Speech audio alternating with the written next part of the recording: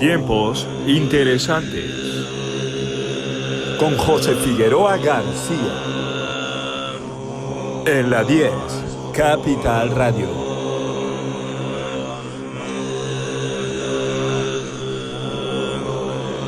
Buenos días, soy José Figueroa García del programa Tiempos Interesantes. Y hoy vamos a hablar de geopolítica. Vamos a hablar de geopolítica y tenemos a un invitado de lujo. Tenemos a Juan Antonio Aguilar del Instituto Español de Geopolítica. Porque vivimos tiempos muy interesantes. Miremos donde miremos, parece que todo está, como diría el querido Miguel Ángel González Suárez, chimpum. Buenos días, Juan Antonio. ¿Qué tal? Buenos días. Buenos días, Un buenos placer días. estar aquí. Buenos días con alegría. Sí, siempre. Siempre, aunque esté cayendo la que está cayendo. Vivimos tiempos peligrosos. Peligrosos. Interesantes, pero muy peligrosos. Sí, los tiempos interesantes suelen ser peligrosos.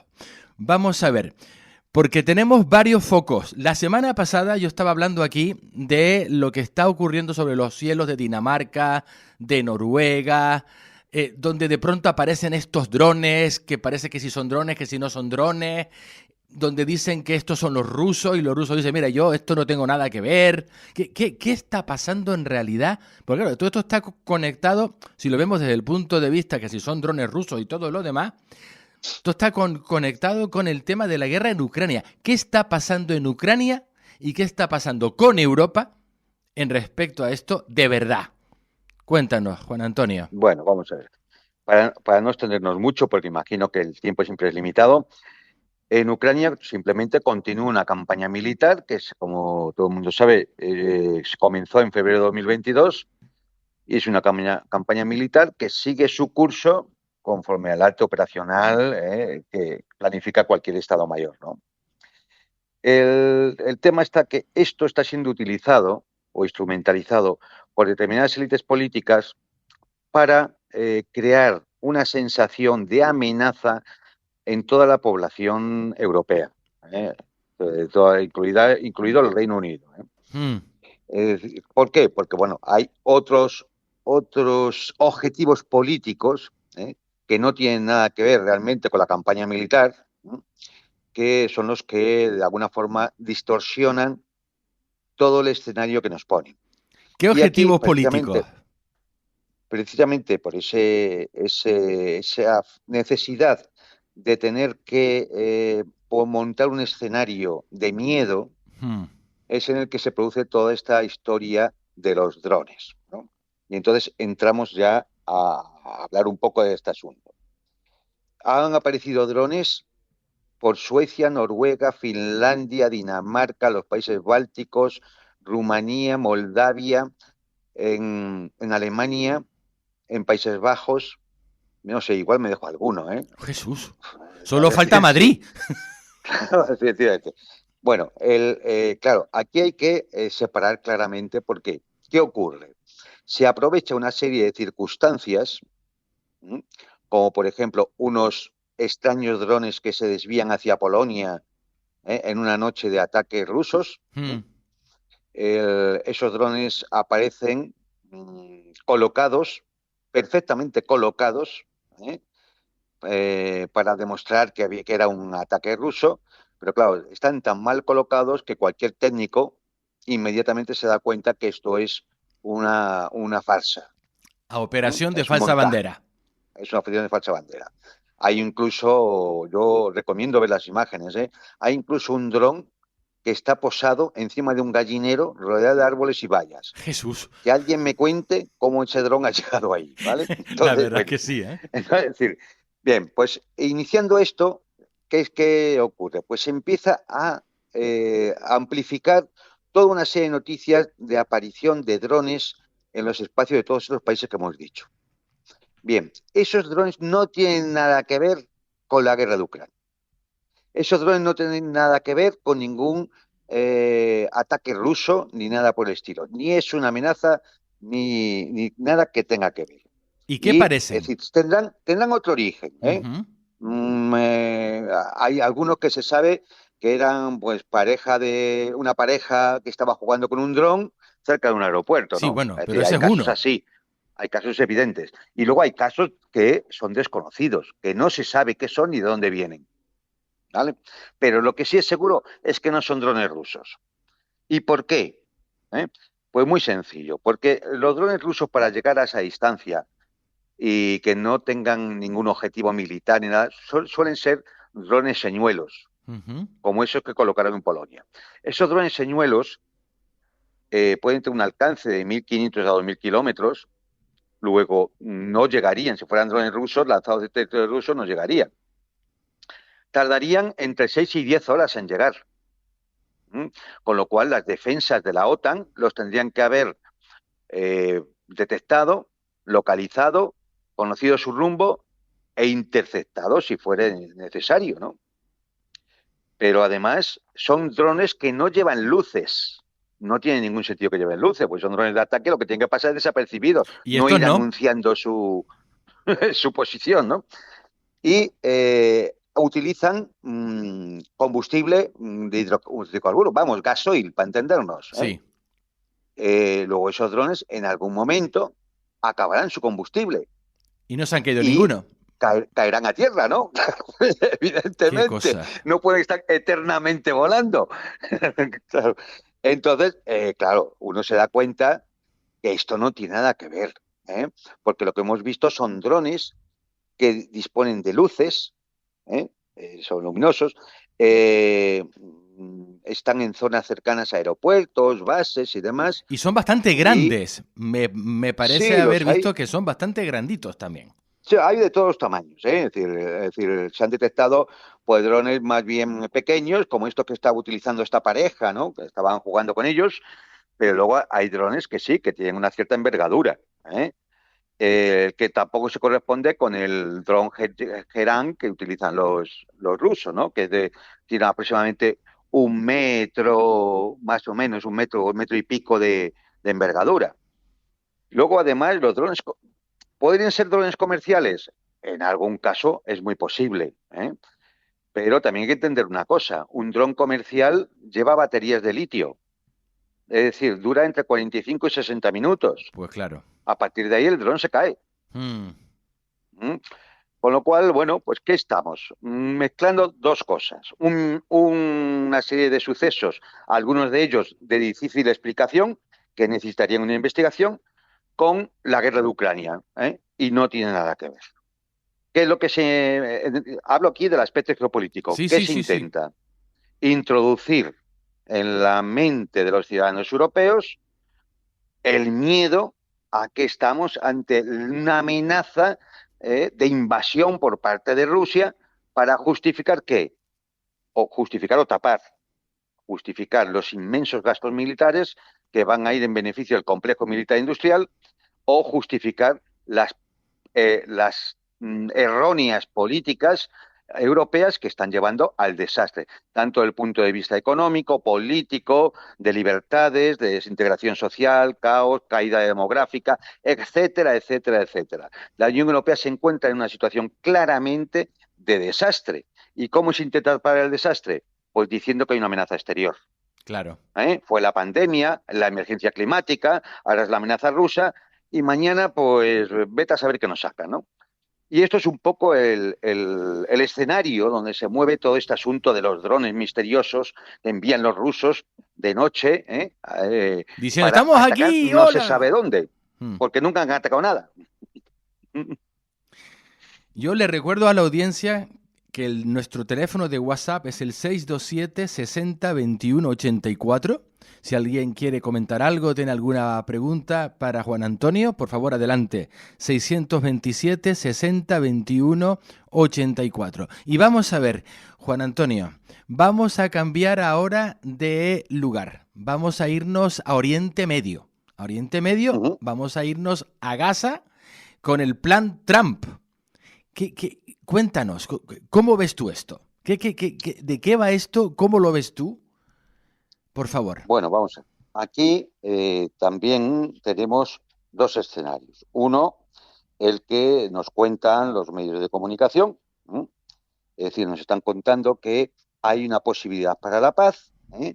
Todos sabemos el genocidio cometido desde hace 2 años sobre la población de Gaza, algo que supera con mucho una posibilidad de lucha contra una supuesta organización terrorista, ¿no? Es decir, para los palestinos es una milicia de defensa, Claro. pero para el resto es una organización terrorista. Bien, vamos a ver, hemos visto centenares de imágenes de lo que se está produciendo en Gaza. Desde los bombardeos sobre población civil, la destrucción de las infraestructuras, los hospitales, las escuelas, las universidades, los monumentos, hay unos 20.000 niños asesinados. Es decir, todo esto es evidente que la opinión pública mundial no lo puede soportar, ¿vale? Y han empezado a realizar protestas y han obligado a los gobiernos a tomar medidas un poco de postureo, ¿no? Porque como es la de reconocer el Estado palestino, claro, si tú reconoces un Estado pero no haces nada más, pues la cosa sigue así. Oye, antes de estos 2 años ya más de 140 países reconocían el Estado palestino, pero no había Estado palestino, ¿no?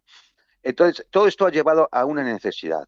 De alguna manera, hay que al menos dar la sensación de que hay una posibilidad a la paz, ¿no?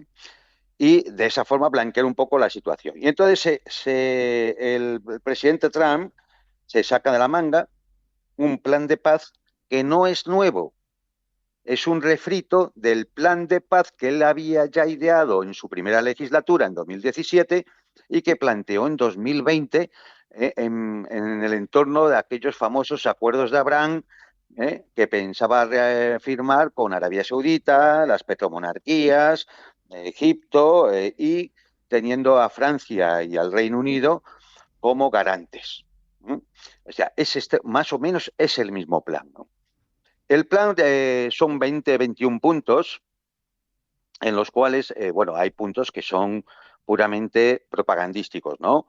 Como por ejemplo el primero, Gaza será una zona libre de terrorismo y desradicalizado, que no represente una amenaza para sus vecinos, bueno, este tipo de cosas, ¿no? Bueno, Los y puntos, parece ser que lo quieren hacer como la Ribera Francesa 2.0. sí, O efectivamente. sea, Aquí, ¿qué es lo que hay detrás? Bueno, pues lo que hay detrás siempre es lo que a Trump le gusta.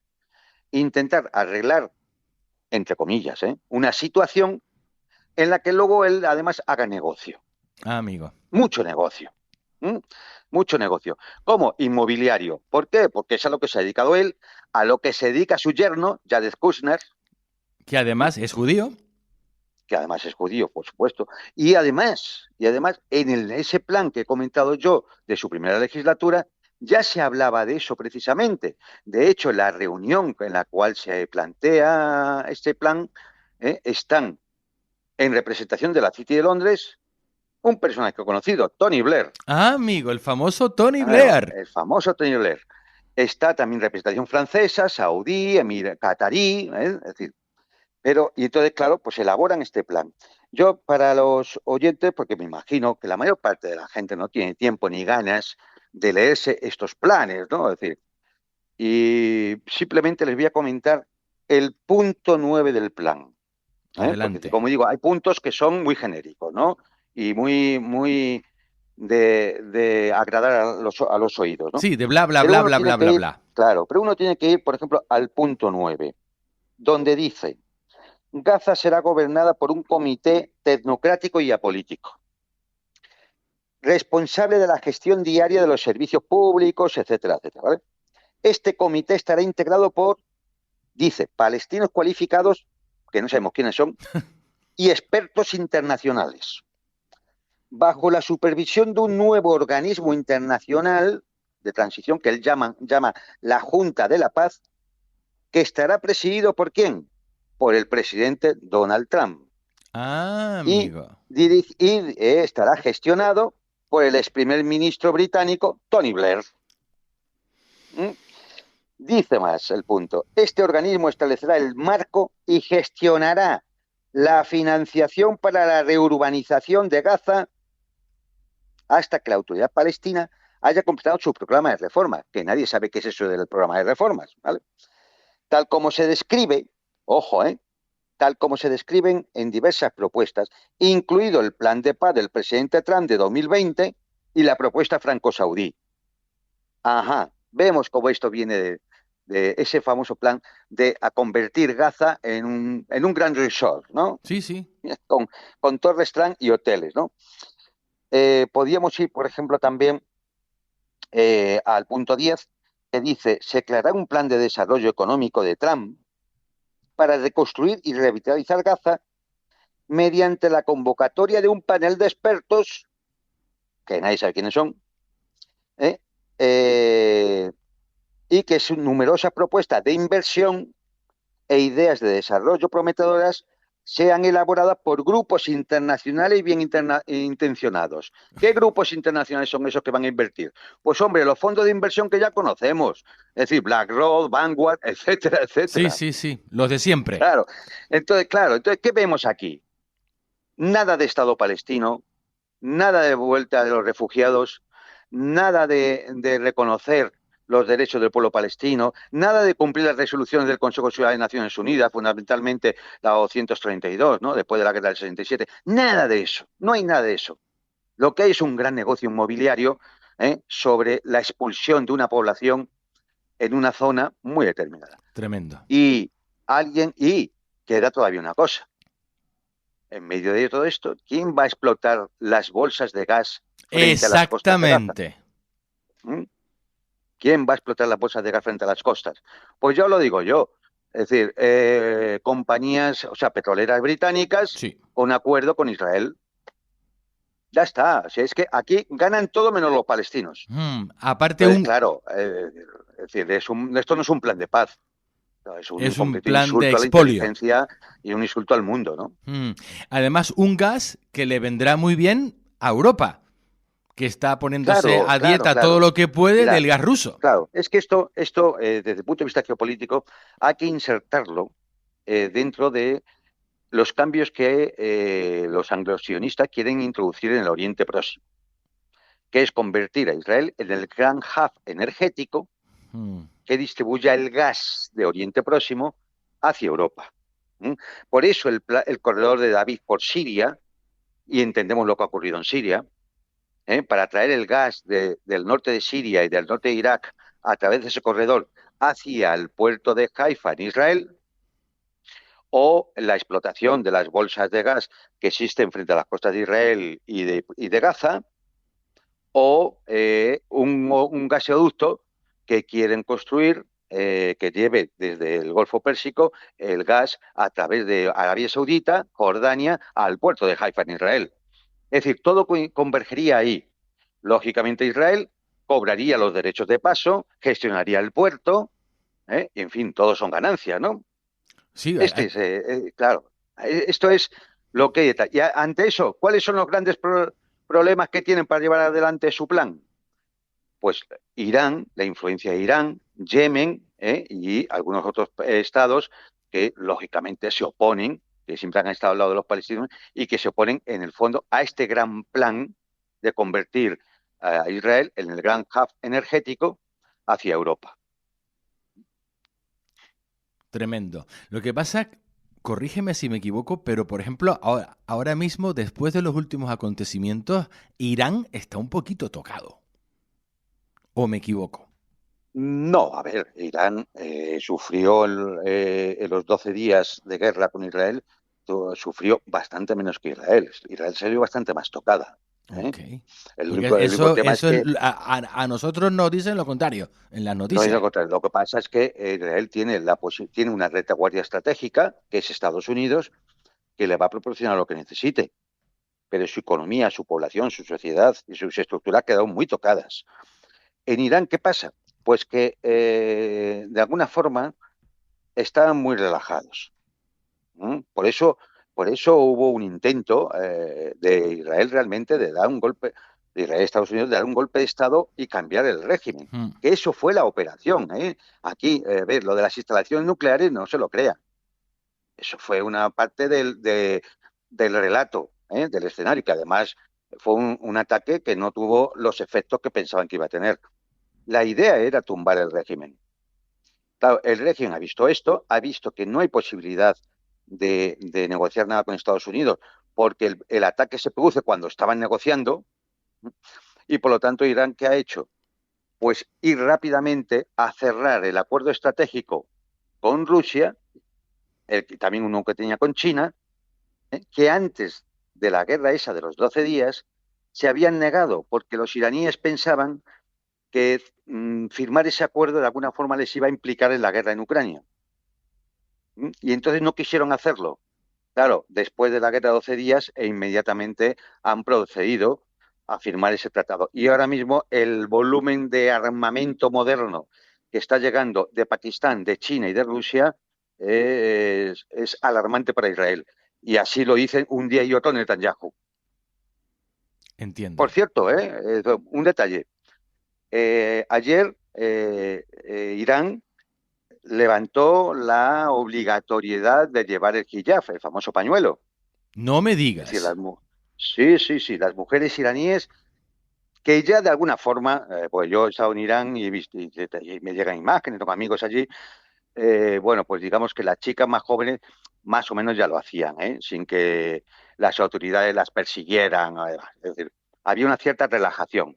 Pero ayer ya hay una directiva del gobierno iraní en el cual ya el pañuelo es voluntario.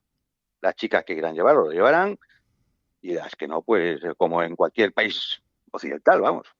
O sea que esta policía especial que había, la policía del velo, que va mirando que La las policía mujeres de la estén moral, sí, rescatadas. la policía Sí, de la la moral. policía de la moral. A ver, que no solamente era para el velo, ojo. Bueno, Es decir, era una policía minifaldas, que tacones. dedicaba, claro, que dedicaba, digamos, a las buenas costumbres, ¿no? Es Exactamente. decir, desde el punto de vista de la fe musulmana, ¿no? Fe chiita musulmana. Pero vamos, esto ya se ha levantado, sí. Con lo cual, yo no sé qué van a hacer a qué se van a quedar algunas feministas en Occidente ahora, muy bien pagadas por la CIA, que ya no van a poder criticar a Irán por eso. Y ya lo último, ¿cómo está el patio en Francia? Pues Porque mira, ya el patio. acabo de ver aquí en el monitor que tenemos en el estudio hace un momentito que había salido este señor, Le Cornu, a decir que no, que elecciones todavía no. No, a ver, claro, ciertamente. A ver, el primer ministro francés lo elige el presidente, ¿vale? Y ese primer ministro, una vez elegido, elige a sus ministros, ¿vale? Es un sistema presidencialista, por tanto, la política, en el fondo, va dirigida por el señor Macron. Claro, aquí lo que no quieren de ninguna de las maneras Ujú. es ir a elecciones presidenciales, porque Macron las perdería porque tiene ahora mismo un nivel de aceptación popular por debajo del 13%. Que ya ¿eh? es decir, Es, que ya es decir, es uno de los líderes más impopulares, yo diría, del mundo, pero de los más impopulares. Entonces, claro, en esas condiciones lo que intentan es evitar como sea ir a elecciones presidenciales. claro. Porque si se va a elecciones presidenciales, va a ganar o el Frente Popular de Mélenchon o la señora Le Pen con su partido de Reagrupación Nacional. ¿Vale? Cualquiera de los dos significaría un cambio en la política exterior francesa Tremendo. y, claro, y pondría en peligro todavía más la estructura y la cohesión de la Unión Europea. ¿Mm? Con lo cual, eso es lo que se intenta evitar de cualquier forma, ¿no? Claro, la situación en Francia, como en Inglaterra, como en Alemania, como en casi todos los países de Europa, es desastrosa. Te pondré alguna cifra para que lo veáis. Crecimiento económico para este año, un 0,6. Sí, estamos cerca al cero. El desempleo, un 7,4%. Las finanzas hundidas. Han tenido que ir a pedir una especie de rescate raro al Fondo Monetario Internacional. El déficit público, un 6%. El Bueno, 58% del PIB se va en gasto público. La deuda tremendo. pública es de un 115% del PIB. Vamos, Los qué tipos de interés, tiempos muy claro, interesantes. Juan Antonio, claro. tenemos que colgar. Tenemos Bueno, que pues acabar este espacio. Estaría escuchándote horas. De verdad, nada. muchas gracias. Muchas gracias por sacar el tiempo y ayudarnos a entender la actualidad internacional. Juan Antonio Aguilar, del Instituto Español de Geopolítica, muchas gracias, hasta muy pronto. ¡Arigato!